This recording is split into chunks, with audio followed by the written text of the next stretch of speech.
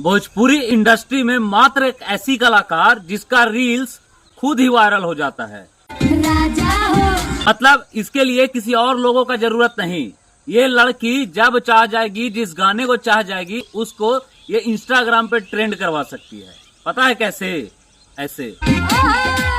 ये कोई आम लड़की नहीं है, भोजपुरी इंडस्ट्री की एक वायरल गर्ल है जिसको खुशी कक्कर के नाम से जाना जाता है। और ये वायरल भी कुछ यही करके हुई थी। और आज के डेट में पवन खेसारी कोई हो, सबके साथ इनका गाना आ जाता है भाई। गाना भी मिलियन में जाता है। बहुत अच्छी आज की टॉप 3 कलाकार बन चुकी हैं, सिंगर बन चुकी है। इस गाने का इनके सिर्फ इंस्टाग्राम पे 11 साढ़े 11 मिलियन व्यूज है। पता है क्यों? एक्सप्रेशन।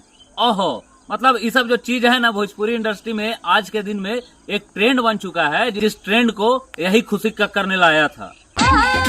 और आज इस ट्रेंड को ऐसे ही लोग कॉपी कर लेते हैं, चिल्ला के, अपने गाने को दोहरा के। जब से खुशी कक्कर ने टीवी के आगे बैठ के और लाइन बाय लाइन गुनगुनाना शुरू किया, तब से ये चीज एकदम ट्रेंड बन चुका है।